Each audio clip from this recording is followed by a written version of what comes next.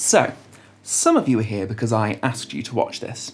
Thank you for clicking. The important bit's timestamped on the screen for you now, so feel free to skip to it. Do stick around for the whole thing if you want though. It's worth it, I promise. To everyone else, hi.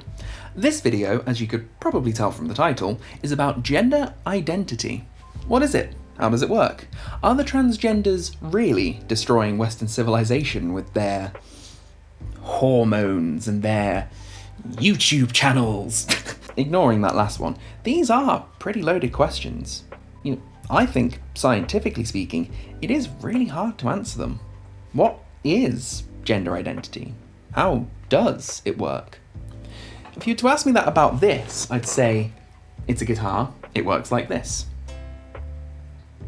Not so simple to pluck the strings of an abstract societal concept though, and yet despite how difficult it is to succinctly explain what gender identity is, it is important to know, particularly when it comes to understanding trans people and trans issues. And you might already know what it is, or maybe you know it's a thing, but you don't really get the specifics, or you just don't have a clue and you think all this talk of gender identity is a big confusing mess. Confession time, up until a few years ago, that was me.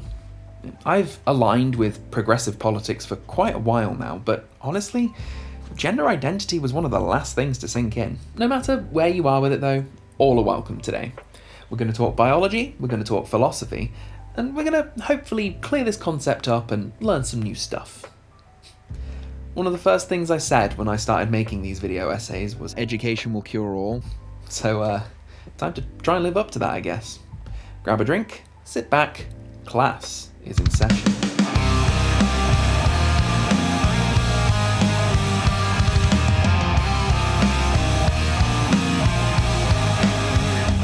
It'll be easier for all of us if we start off by setting some boundaries.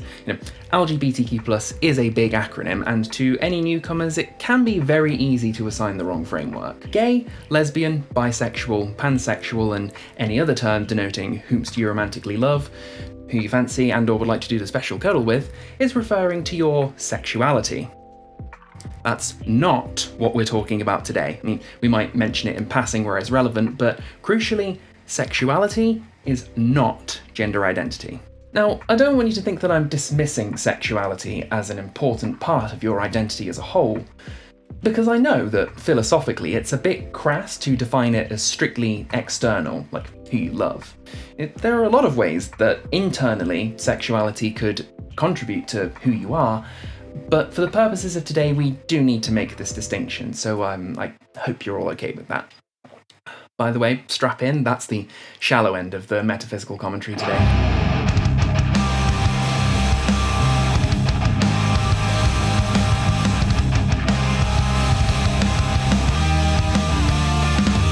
I think it's safe to say that sexuality versus gender is some pretty entry-level stuff. We all generally accept the premise that calling someone woman and calling someone gay denote two very different signifiers of who a person is. And to that I say, good, that was the easy part. Yeah, piece of cake. There is another distinction to be made here, and I'm going to spend a bit longer talking about it because this is the one that usually gets used by shitlords to muddy the discussions on gender identity. It's of course the sex-gender distinction. For those of you that currently believe the terms sex and gender are interchangeable, there's no easy way of saying this, you are wrong. And that's okay, we all have to start somewhere.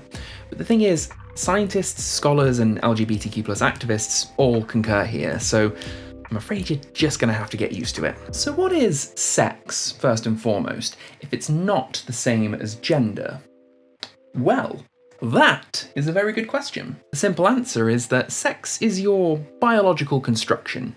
When we speak about it, we use the terms male and female, and are referring to things like your genitals, your chromosomes, and later on in life, your secondary sex characteristics, things such as the presence or absence of breasts, curves, bodily hair, a deepened voice. And this is fine as a definition. It'll do. But be careful not to fall into the all too common trap of thinking that sex is a binary, or even strictly natural. I understand it can be tempting to see it this way, since we're viewing it through the lens of biology.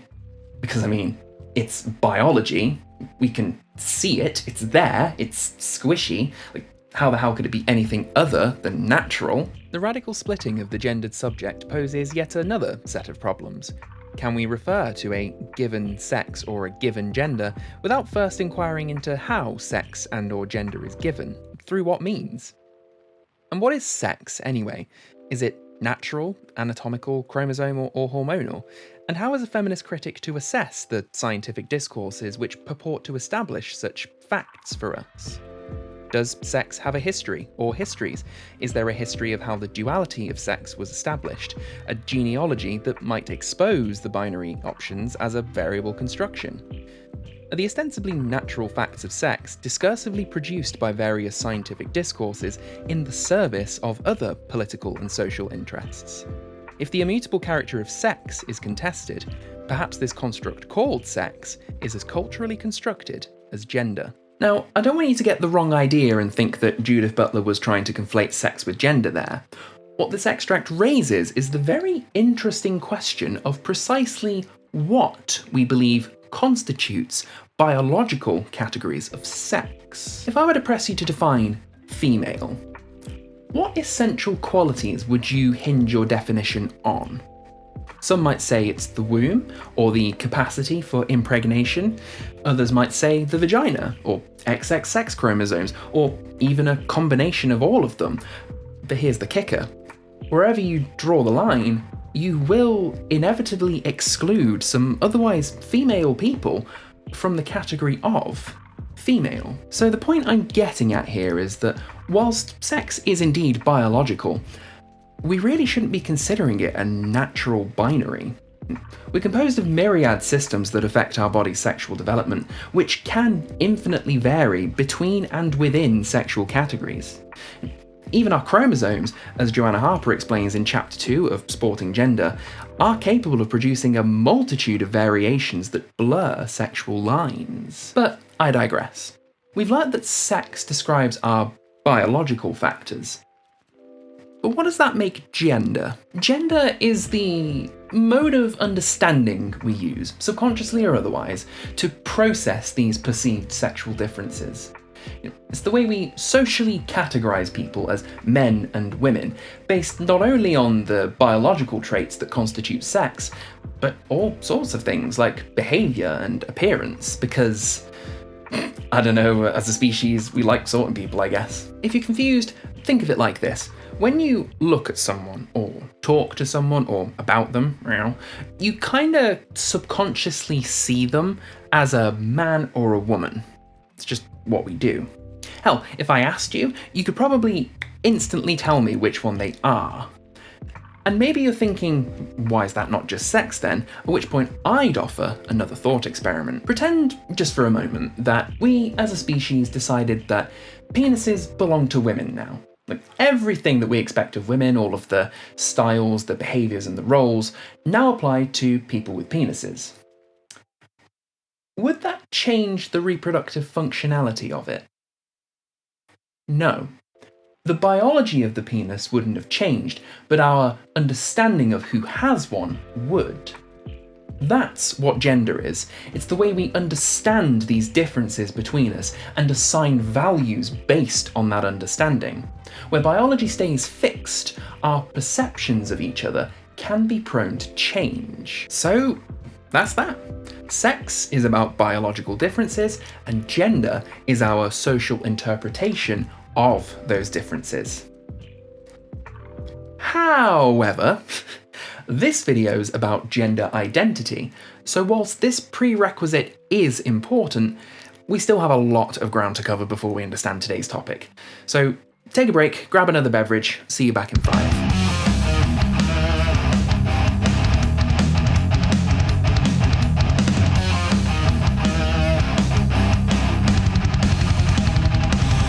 As might be obvious, particularly if you're already familiar with these discussions, the way I've defined gender unavoidably paints it as culturally constructed. It's an idea we, in most cases, subconsciously and unquestionably subscribe to, that, as we've discussed, has no etymological relationship with anything biological.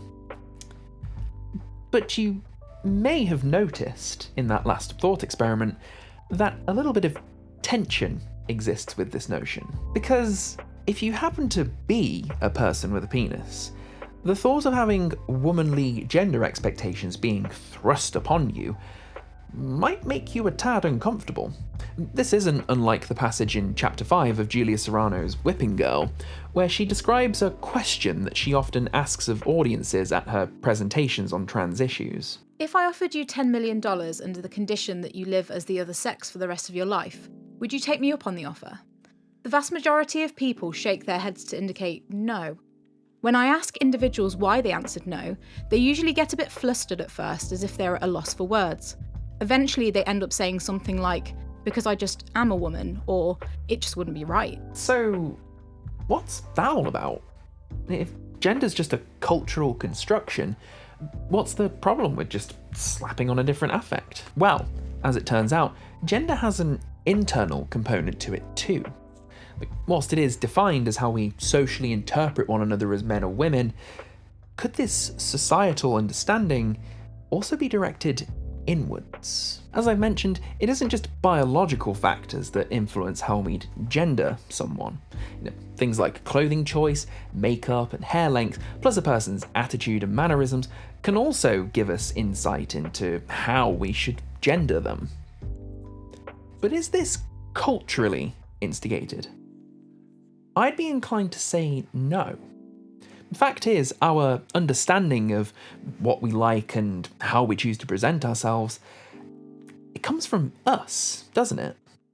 So whilst we may interpret this through the lens of gender, the start point is still internal. Now, defining this internal gender, this understanding of who you are and what makes you comfortable, is tricky. Like, what is it? Where does it come from?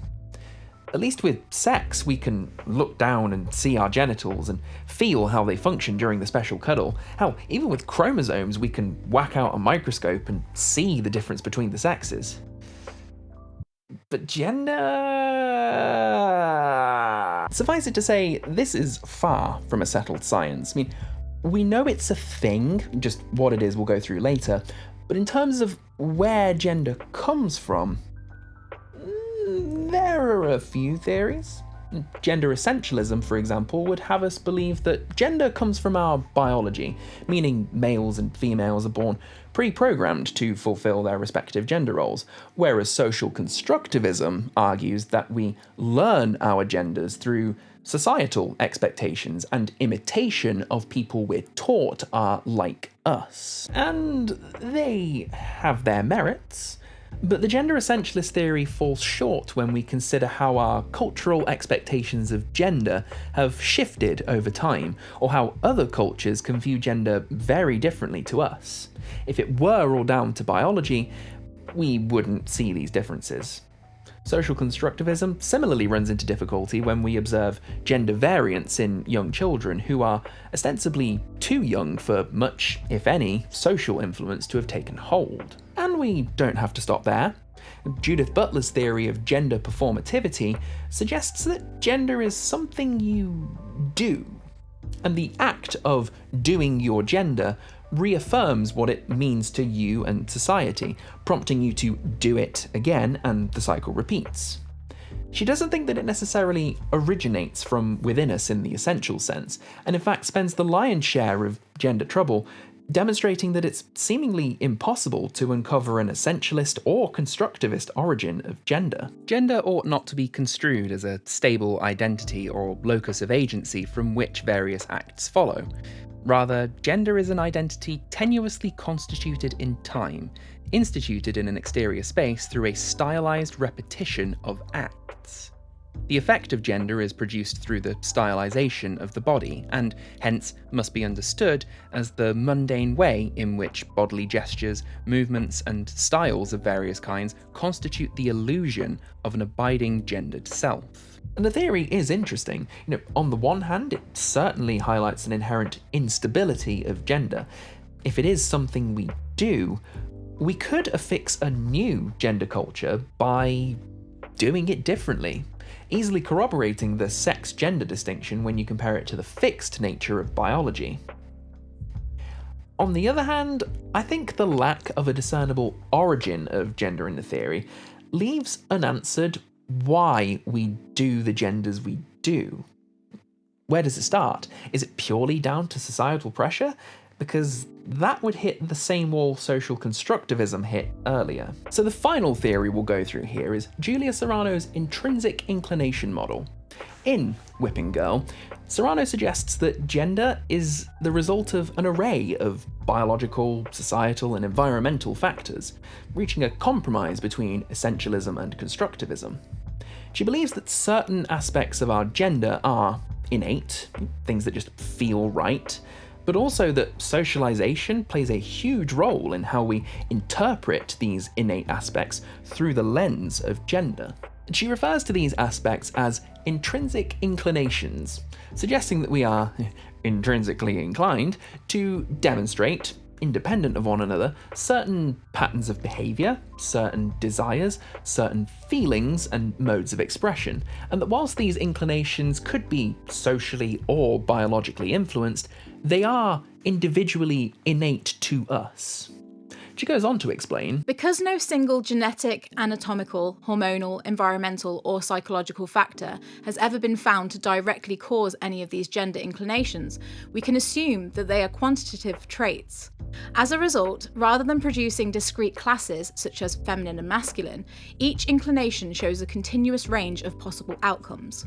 Each of these inclinations roughly correlates with physical sex, resulting in a bimodal distribution pattern, i.e. two overlapping bell curves, similar to that seen for other gender differences such as height. While it may be true that on average men are taller than women, such a statement becomes virtually meaningless when one examines individual people, as any given woman may be taller than any given man. Similarly, while women on average are more feminine than men, some women are more masculine than certain men, and some men more feminine than certain women. So what she's saying is, whilst we should acknowledge typical trends between gender and biological sex, it's important to be aware of the inevitability of exceptional results capable of overlapping across these categories being produced. Her theory differs from the essentialist view that the exceptional results should be considered errors.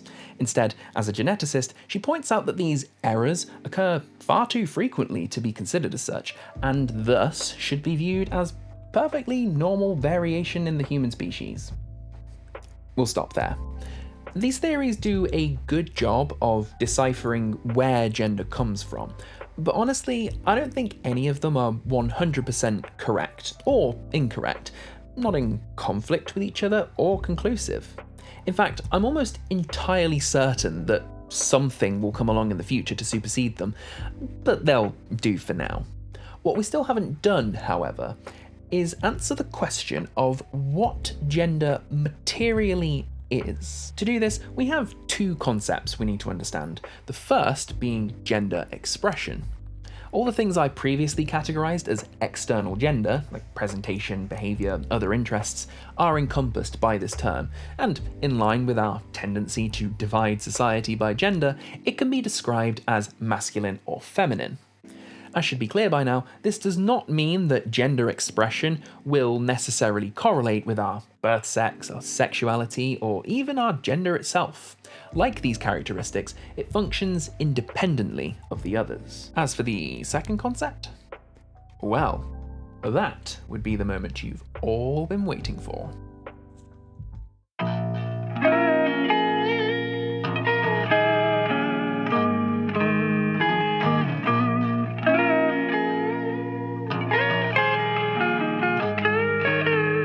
If gender expression is the catch-all term for external gender, then gender identity functions to describe internal gender. But what is that?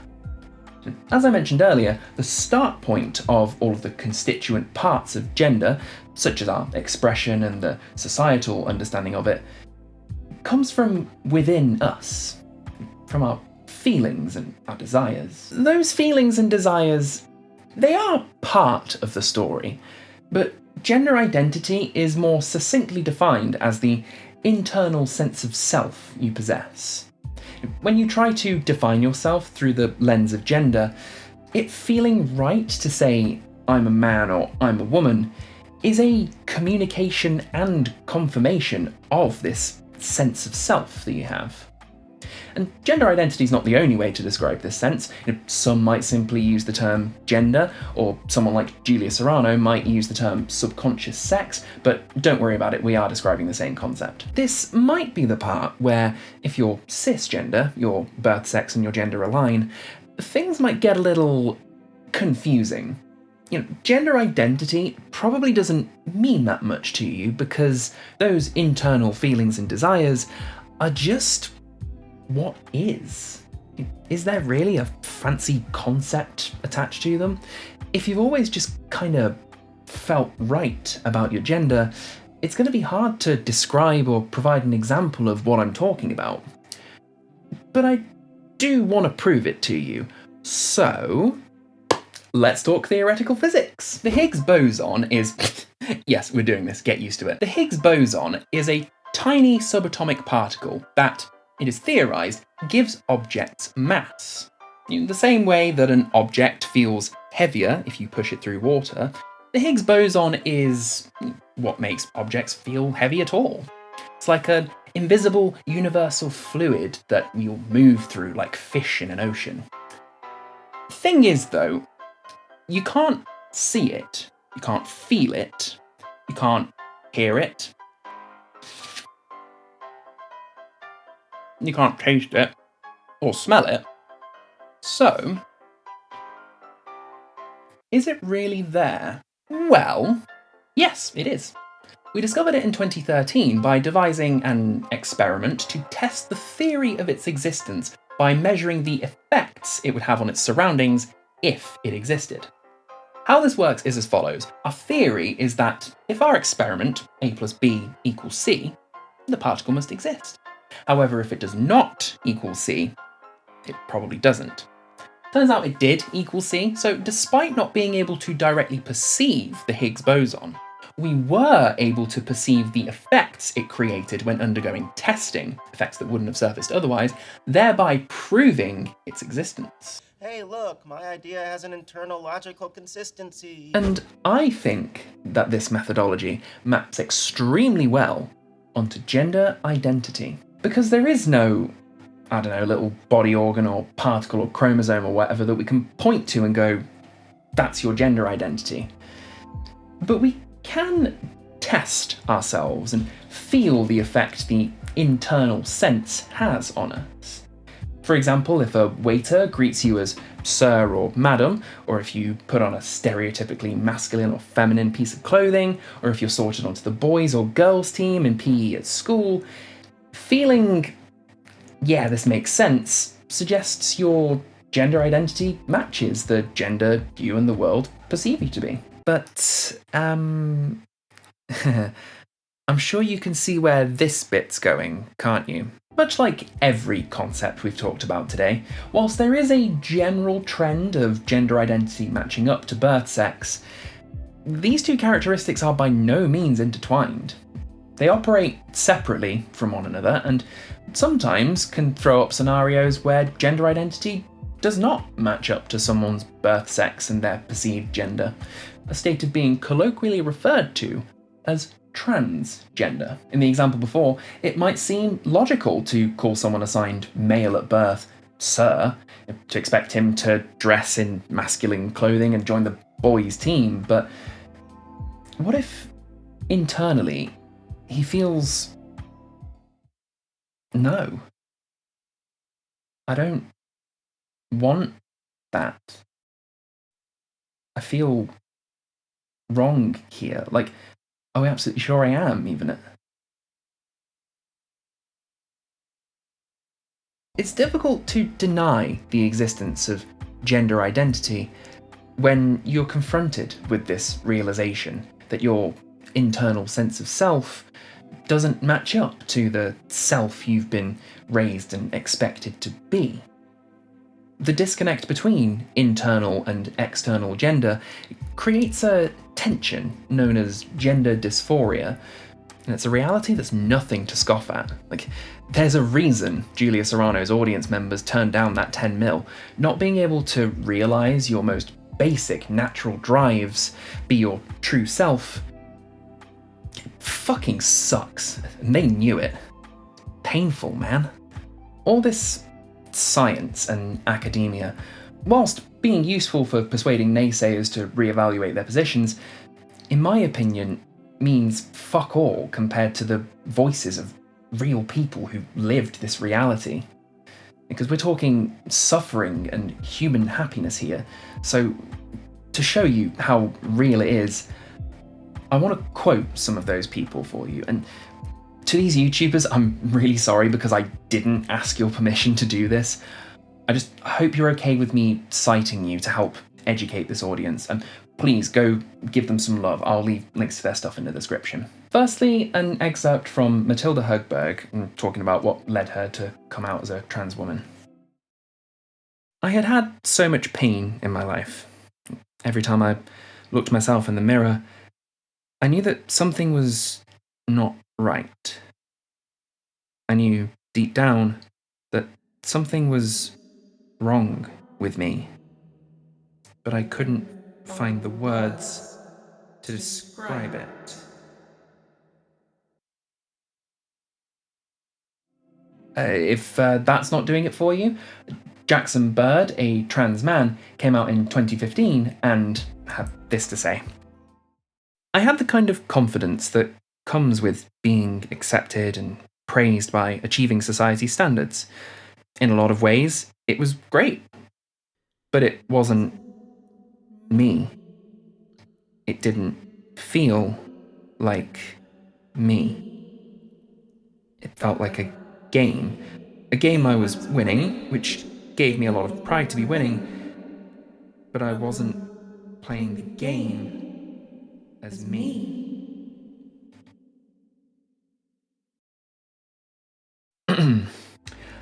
I don't want to do this too much, but I feel like you get the picture, right? That living as someone you're expected to be when the internal self doesn't match up, it feels wrong. And if you're still not quite with me and you're wondering how bad could it be, the answer is, like, real bad. Sometimes life-threateningly so. When Philosophy Tube's Abigail Thorne came out as a trans woman last year, she gave this interview. So I hid deliberately for a long time. I remember very clearly waking up one morning years ago thinking, I can't do this for much longer. I think maybe I'll live until I'm 29, maybe not much beyond that. If I have to keep pretending to be a man, I'm gonna die. In her coming out video, she described living as her assigned but wrong gender as living in the trenches, going to war. She went on to say, even when I'm not in the trenches, even when I'm in the line in the bar somewhere miles from the front, I can't relax because I know tomorrow I've got to go right back out there.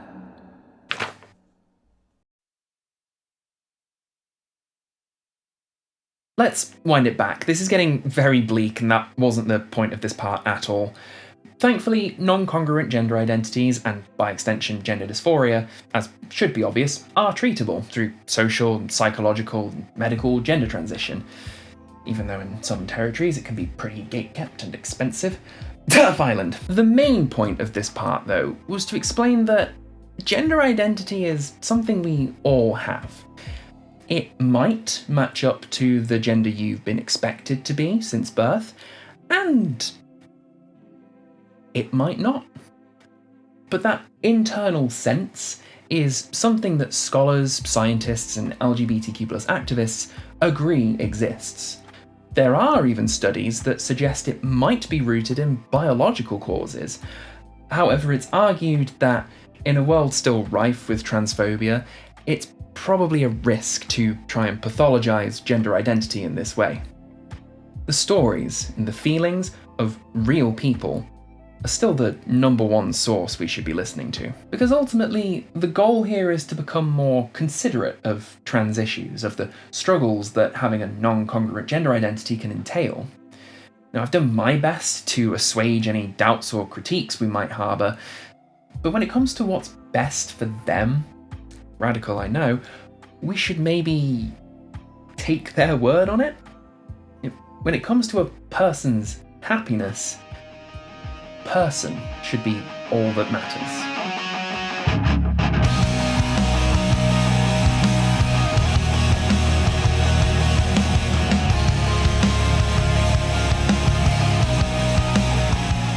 Up until this point, I've been deliberately framing everything I've talked about as operating under a binary system of sex and gender. Man and woman, male and female, masculine and feminine. I would like to humbly apologise for this. To explain everything, I thought that it would be best to keep it that way for the purpose of simplicity, but I'm afraid to say it is far from as simple as that. See, our brains and our bodies are just not like that. We don't have little switches in our heads that determine us as one or the other. Our biology is chemical, continuous. It shifts and it varies between masculine and feminine extremes, and sometimes our genders, our sexualities, and even our physical sex itself can land somewhere in between. This is where terms like intersex and non-binary come into play. The former was alluded to in part 2, the fact that our biological characteristics can and do produce variation that doesn't fit with male or female conventions. This could manifest as atypical chromosome structures, varied secondary sex characteristics, or abnormal genitalia. And there's generally nothing intrinsically unhealthy or wrong with being intersex, despite the fact we've historically enforced the binary by correcting non-conforming infants' genitalia, which personally I think is a kinda disgusting violation of autonomy. With regards to non-binary gender identities, they're mostly misunderstood. But given what we've already discussed today, they're pretty simple to grasp. Like, if you can accept that a trans person, assigned female at birth, discovered that being a woman made them uncomfortable, consider the possibility that them transitioning and becoming a man gave them the same result. What if the best way for them to live was as neither? Because gender, our societal interpretation of sexual differences, is ultimately made up by us. And our binary perceptions are not the be-all and end-all of gender. And sometimes neither category gives someone that internal sense of comfort, and they end up experiencing gender dysphoria, no matter which gender they try to inhabit. But what does bring them peace, however, is renouncing the binary altogether, and existing as something else. Non-binary identities aren't all the same either, and what their identity means can be very different for each individual. They might see themselves as slightly masculine but more feminine, or feel happy as equally both. They might be feminine in expression but masculine in identity, prefer a feminine face and a masculine body, or even eschew all of the above and be completely masculine one day and feminine the other. What truly matters when it comes to gender identity, particularly non-binary identities, is the individual way in which a person feels, sees themselves, and achieves inner peace. We don't have to directly see ourselves in them, just understand that it's real, it's valid, and that they are the authority on what goes on inside their head. Because it turns out, our brains are fucking complicated and can't be squeezed into two neat little categories. So, I hope we all understand. Gender is a spectrum. Sex is a spectrum. The way someone's internal sense of self is, and the way they express that self, function independently of any culturally constructed notion of biological sex and gender. The concepts I've discussed today are real. But truth be told, they also kinda don't matter either. That's a fucking outro, isn't it? Forget everything I just said, it doesn't matter anyway. Because really, the only thing that truly matters is that everyone feels happy and comfortable with themselves, and understanding the nuances of gender identity is a big step towards acceptance of this fact. The process of understanding trans issues is firstly to acknowledge the reality that trans people face, which I think I've done a good job of explaining today, and secondly to empathise with this existence, to the point that we can provide structures and legislation that protects them and allows them to be who they are. Something we're not actually there with yet, believe it or not, but that's for another time. I simply want to close out today by saying that gender identity has long been this boogeyman that's stood in the way of a true mass understanding of the struggles trans people go through. A sword wielded by ideological gatekeepers to portray trans people as delusional, insidious, and mentally ill. But I hope by me clarifying it today that you can see that they're not. They're just regular people who had to work a little harder to actualise who they really are. And we owe it to them to see their struggles as valid and their happiness as real.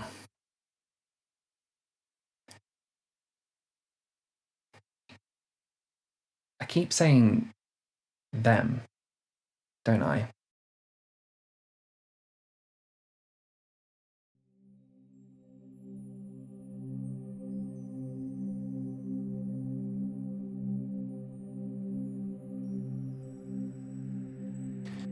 I've been having some thoughts lately. For a while now. Been thinking about a lot of things. My life, how different it looks compared to just a few years ago. Mistakes I've made. Been thinking about who I am. Realised I don't even know. Even with this incredible hallway of windows to the past, spanning back 12 long years, like, God, I've been making videos for a while. I can't tell if I'm even real. I think it started in 2012. I went through a pretty bad stint of massive onset anxiety. It was like unending for about 2 months. Dawn till dusk, I was constantly stressed, afraid, miserable. Wasn't sure I'd ever be happy again. And I was, I think. But ever since that experience, I found that I can't relax. Like, when every positive experience I've had since comes to a close, I'm left with this fear, this uneasiness. Something's wrong with me, but I can't find the words to describe it. Sorry to say, I've not been happy for a long time. Fast forward a few years, when the thinking started, something happened, became apparent to me, and it didn't go away. Hasn't gone away. I don't think I can do 10 years worth of introspection justice in such a short space of time, but feels like all that time I spent trying on different affects, not feeling real enough to cement myself, feeling like there was something wrong with me. It was my body, my mind, trying to tell me something. I have a confession to make. Today's video was no accident. And, don't get me wrong, I think I've talked about some extremely important topics today, but I also have to tell you something. If I asked you to watch this, there's something I want you to know, that I've wanted you to know for a long time, but I've just not been able to say, because I discovered pretty quickly after saying it once or twice that saying it is difficult. So 18 months ago I started writing this script, and I want to say I'm sorry, because I know you'd have expected this to have been a bit more personal. I had to do it this way. I'm sorry. You all deserved to have known this so much sooner too, because you've been there for me so often before. I want to take this opportunity to say thank you to my friends, my family, my fans if you're watching. You've all given me some incredible memories that I will cherish forever. You've given me the confidence to do what I have to do now. You've all made my life good. But the person that you see before you right now,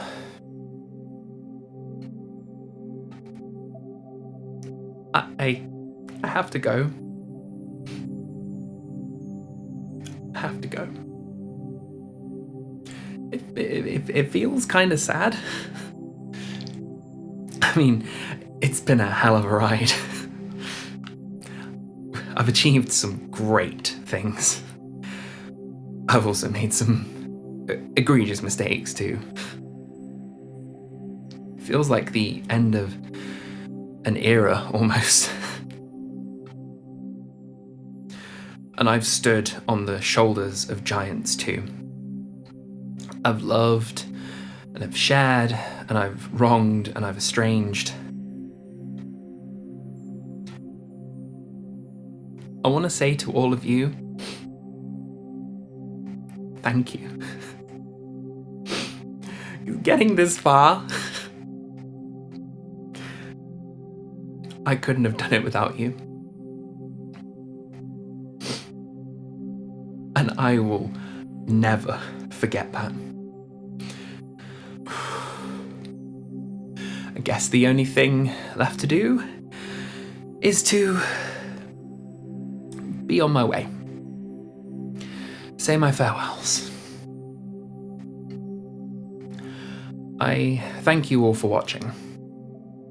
Not just this one, but if you've ever graced my channel before, for whatever reason, sincerely, you've touched my heart. The fact I've had an audience at all, it's just the best feeling. And I hope you'll stick around. That the treasured memories continue to be made here after all this. So I won't see you in the next video, whatever it is. Someone else will. I won't be there for you.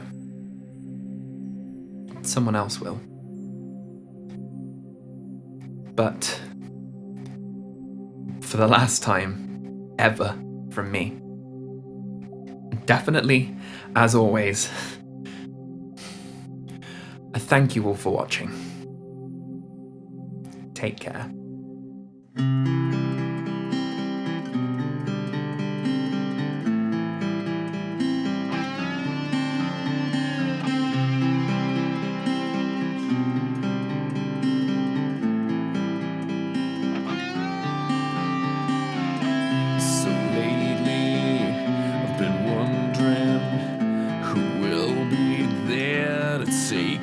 my place when I'm gone. You'll need love to light the shadows on your face. If a great wave shall fall and fall upon us all, and between the sand and stones, could you make it on your own?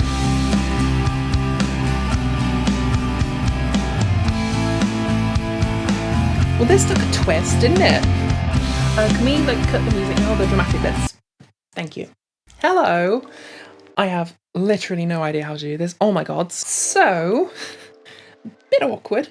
If I asked you to watch this, I'm guessing you might be feeling a little bit surprised. Until now, you will have known me by a different name. But my name is Elena. Or, it's been shortened to Elle or Ellie, so take your pick. I've been hiding it for a while, and yeah, I'm not exactly where I'd like to be with it right now, but the time felt right, with you all gathered today, to come out and let you all know that I'm transgender. Pretty cool, huh? I've got a few things to talk about before the end of the video, so firstly, massive thanks to all of you still watching. To those of you who definitely would have expected this to have been more personal, I'm very sorry that it isn't. When I first came out 20 months ago, good God, I told a few close friends and my immediate family, and very quickly discovered that I'm not great at it, and I wasn't sure how many more times I could come out, so I came to the conclusion of, nope, save your mental health, do it once for everyone, that's that. By the way, to all those friends and family who kept my secret for so long, thank you. It cannot have been easy. You're amazing. Now, it's been a roller coaster of a video, so I don't want to keep you all for too much longer, but I do want to address a few things. Firstly, the elephant in the room, because I can already hear those trolls click-clacking away. I realise this is a slightly pretentious way of doing this. Like, it could have been a Facebook post, it could have been a group message. What's with all the dramatics? What's with the essay? And I mean, look at this place. Who are you even coming out to? Why here? And I do have a few reasons. When I first came out to those friends and family, the first thing they did was immediately start reading and learning and doing all they could to understand me. And honestly, I was humbled by how amazing and caring and empathetic you all were. I will never forget that compassion and kindness. So, I thought, when I decide that the world should know, I wanted to do my part for everyone else who's found themselves curious about us. It's not an exhaustive record of our plights, but I do hope that if you are curious, you manage to learn something new today. And there's also the issue of this channel. Making video essays has been okay and intermittent, but fun hobby of mine for the past couple of years, and I'm not planning on stopping anytime soon, so I thought it best to draw a line between the then and the now, because it would probably be a little bit jarring for the next video to be me suddenly going, hi, without any context. And also, how often does one get to do this? Announce to the world who you are. I wanted to do it in style, baby. So, now you know. Some housekeeping. Today marks the day that video essays are just what I'm doing now. I've been leaning away from gameplay for quite a while now. In fact, I don't think I've recorded any video game footage this year. It's all just been pre-recorded stuff from last September and, re-uploaded shit from the old channel. So, yeah, I might do some other things in the future for fun, but they probably won't be here. The covers are getting the chop too, because I just can't really justify the level of effort they take to make. And yeah, you could say that about the essays too, but what can I say? I just like doing this more. And confession, announcement, housekeeping. That's pretty much it. I suppose now all I feel I want to say is to anyone who's feeling a bit concerned or a bit worried about me going through all this, which is a fair worry to have. This feels amazing. I won't deny that it's been hard hiding all that time and struggling to cope with all of the doubts and the frustrations, and not to mention the medical gatekeeping, which is fucking horseshit, #transliberation now. I won't deny that it hasn't solved all my problems, but the level of comfort that I feel I can be this, it's incredible. I mentioned in my little monologue before that since 2012, relaxing for me has been kinda impossible. And I mean, sure, it's no guarantee anyway, like, we do still live under late-stage capitalism, under a Tory government that edges closer to outright fascism every day, on a planet that's dying, but that sense of peace that I could feel before my breakdown, you know, when all of the noise of the day fades to quiet, it's come back. And I can't begin to tell you just how wonderful that feels. Thank you so much for watching. If educational content, political discourse, and the rabid debunking of terrible humans piques your interest, please do consider leaving likes and comments and subscribing. It really helps me out. I've got some great ideas to run forward with, so if you like this, then please keep coming back and hitting that notification bell and whatever actual YouTubers tell you to do. And to my trans audience, I want to say to you, you can do this. You are valid, you deserve to be happy, and don't let anyone tell you otherwise. If you're ready, willing and able to come out, or if you're not, this channel will always be a safe space for you. Being true to yourself is hard, but always remember that you are not alone. No matter who you are, there will always be a place for you here. I understand how you feel. See you around.